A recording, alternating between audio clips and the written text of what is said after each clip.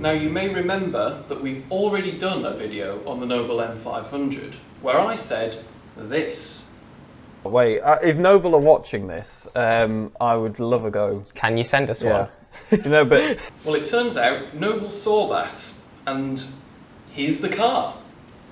And we're all here. Even me.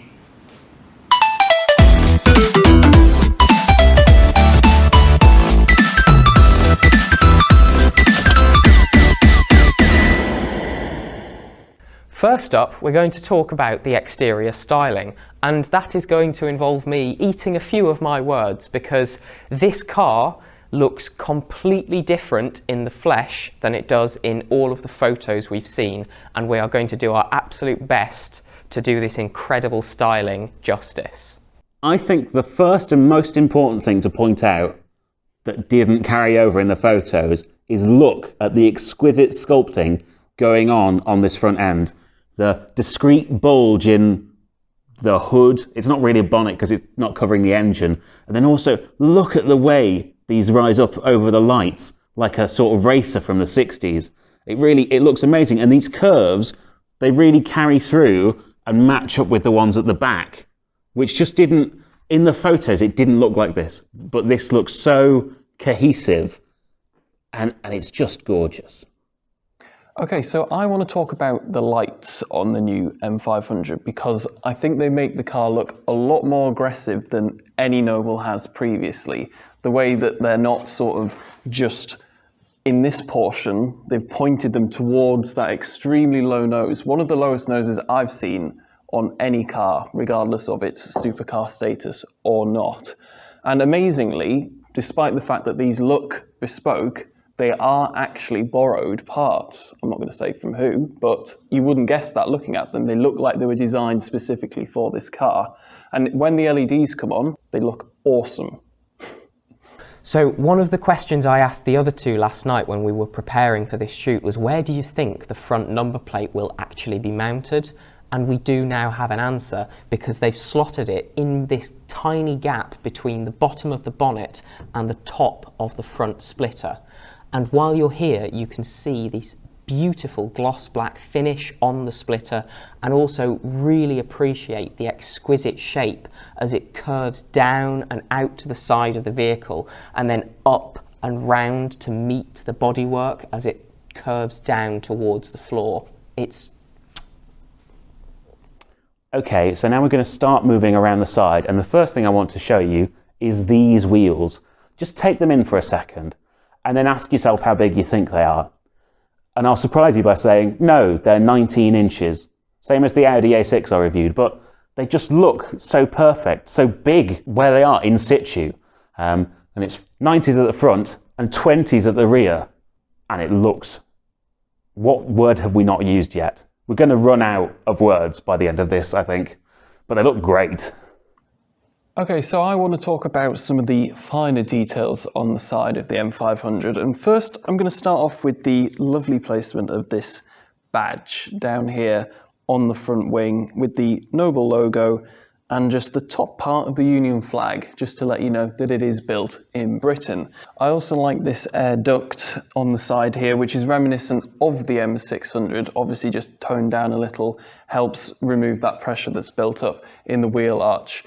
As far as we can tell, these are the wing mirrors from the M600 as well, which I'm sure are lovely, but I don't really know that much about them. But what I do know is that the fuel flap is here, and if you press a button in the cabin, wow, how slick was that? Opens up. There's no sort of cover on the fuel sort of positioning. You just plug it straight in and then close it like that. All hidden away. You wouldn't even know it was there. Nice. Now, my favourite styling detail on this entire car is this crease that runs up the side of the door and into the curved section at the side of the car. This is just beautiful design, and it's such a sharp line that comes from nowhere and transitions into what is essentially the air intakes for both the engine and cooling for the radiators for the engine. Now, in the original video, I was a little bit critical of this styling here because it reminded me of a Chiron in the photos. However, seeing it in the flesh, it's so much more because the Chiron is just a smooth curve, whereas this changes radius, and looking at it from the side, you actually have a change in profile from the top of the quarter panel up here down to the lower section where it actually bulges out. It's a really, really nice piece of design work. And also you've got these lines both from the door and from this intermediate panel as well as the outer layer, which all beautifully converge down at the bottom of this piece of the car. And now we come to the rear of the vehicle. So I'm just going to talk you through the basic overview. Look at these exhaust tips. They're real, fully real, carbon on the outside, lovely stuff. Lights, beautifully integrated again. You wouldn't think it, but these are not bespoke. These are borrowed, and yet they look stunning. Massive rear diffuser, and importantly, the exhaust does not come out through the rear diffuser, so it really genuinely works. And these are huge. You can see right through these to the tyres. It's amazing. In the centre, you have a reversing camera, which is always handy on a supercar because the size of the rear window is quite limited for packaging reasons, and a gorgeous centre-style rear fog light like an F1 car has. I'm quite a big fan of that. And then you have this rear wing and all the sculpting of the buttresses, the flying buttresses. But it's important to know about this rear wing. One, it's fixed, and two, they're not finished developing it yet. So actually, this shape and the height and the attack angle are going to change slightly for the final production model. But even as it stands now, it looks good. It's just not quite aero optimized yet. But I think I'll pass it over so Rob can look in the engine bay. Yes, thank you, Harry. So if you could kindly pop the hood for me and we can have a look at this beating heart of the M500, which is a Ford-sourced twin turbocharged V6, producing currently around 500 horsepower. But by the time it goes on sale, Noble are hoping it'll be somewhere in the region of 550 horsepower. So pretty healthy numbers there. It's also mated rather beautifully under here to a gearbox sourced from Graziano. That's Italian for, look at this. Which I believe is also used, or was used, on Audi R8 and Gallardo manual models back in the day. So, yeah, I like this. I like it a lot. While we're at the back of the car and have this engine cover open, it's worth just taking a look at how beautiful everything under here is. From this gorgeous gloss black engine cover to the carbon intake piping that curves round into the top of the engine. Even the heat shields and the interior portions of the exhaust are just so perfectly manufactured and really well put together. And you can say the same about everything on this car. It's incredibly well built and just very subtle. At the back, the badging, you've got the same emblem with the Union flag at the top of it on the engine cover. And then when you come back to the rear of the car, you've just got Noble spelled out like you do at the front. And then quite a small M500 badge underneath the rear number plate. It's just enough to tell you who this car is made by and what model it is, but it doesn't shout any more about it. So let's now move on to the interior. The first thing I'll mention is the actual sill. It's lovely and shiny, but it's also been nicely narrowed. So actually the ingress and egress is much easier than it would be in most other supercars. But I'll now focus on the infotainment, which is this screen here. Of the three, there are 3 screens, but this is the infotainment one. It's quite simple. There's really just radio options, so you've got normal FM radio, DAB, and your Bluetooth audio. But also, you have your reversing camera. Oh god, it's hideous. So I'm going to talk about more of the general controls in the cabin. Firstly, I'm going to start off with the steering wheel, which is Alcantara and has a flat bottom so that you know it's sporty. It also feels very nice, and the sort of, I don't know what the correct term is. I'm going to say girth. That sounds a little weird, but I'm going to use it. It's the correct sort of width for holding on to. It doesn't feel like a BMW M1, which are just far too fat in my opinion. In front of you, you have your driver's instrument cluster, which is all digital. In the middle, you have a rev counter, because those are the most important things. And then the left-hand side, you have like a temperature gauge and a clock in that center, and then the speedo in the other one, and then sort of a nice little ring of where your warning lights would appear if there was any issues. Down in the middle lower portion of the dashboard is another screen, but this time for your climate controls, which we'll see how sensitive it is. So if I put it on aircon, ooh, straight away the aircon comes on. Let's turn that off, otherwise it'll ruin the microphone. But you can see it's actually very responsive, which is good, because usually these screens are not looking at anyone in particular. Volkswagen, pretty rubbish responsiveness. Below that climate screen, there are 4 toggle switches. That's it for switches in this car. The 2 outer ones do the windows, then there's the hazard switch and the traction control, which you can turn all the way off. And that is the only driver aid in this car. There is no stability or ABS nonsense, no airbags even. It's just you, the car, and that switch. If you turn it off, you're on your own. Good luck. I want to talk about this gear shift, because how often do you see a gated manual gearbox nowadays, especially in something like this with a mid-engined layout? So I'm just gonna do this. This is nice. This feels nice, and it makes an excellent noise. I'm not going to use the cliche of it's like a rifle bolt action, because why would I do that? But it is like a rifle bolt action. Have you used a gun? Yes, I've fired a gun. It's terrifying. You've got a proper handbrake. Look at this. Wow, proper handbrake. Again, a dying breed. But this is the point of this car. It's analog, it's back to basics, and it's everything that I like in my supercars.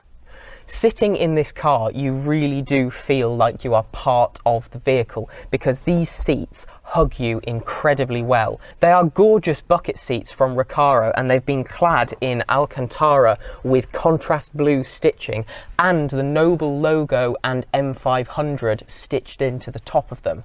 That blue contrast stitching continues throughout the rest of the interior, which from the dash downwards essentially is also clad in Alcantara. You've got the beautiful contrast stitching around the inside of the steering wheel and highlighting areas of the dashboard as well. The steering wheel is full Alcantara, and you've even got a patch of it around the top of the gear stick. The rest of the gear knob is machined aluminium, and it feels fantastic in your hand. You've got leather wrapped around the handbrake and an Alcantara boot as well.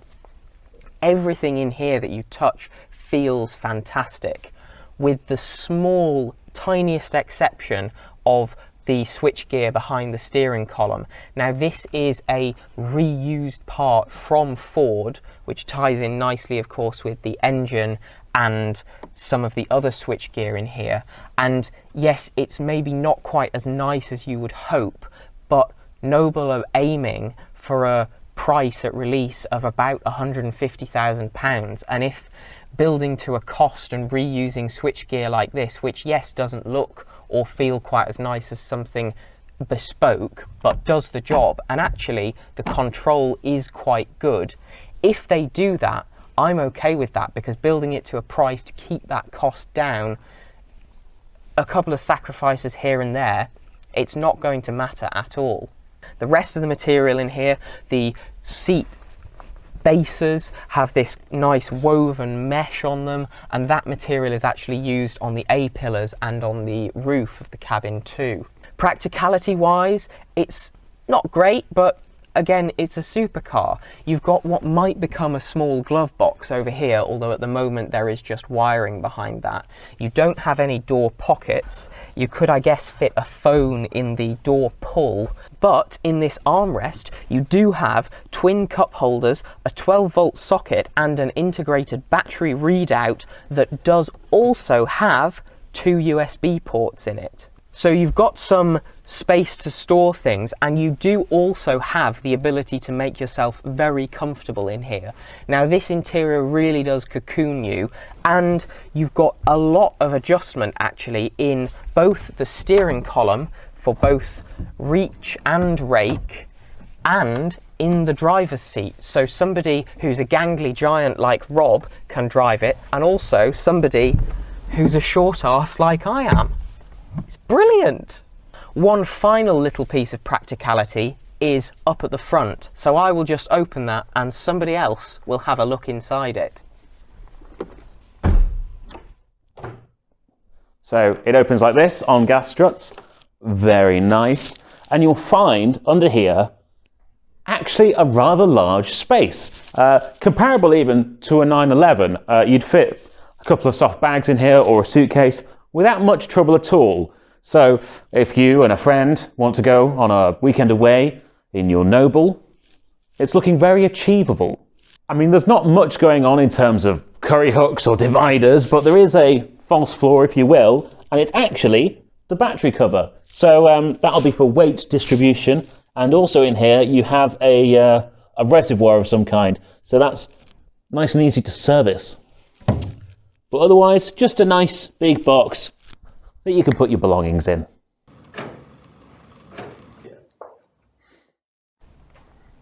Okay then, so there you go, the Noble M500.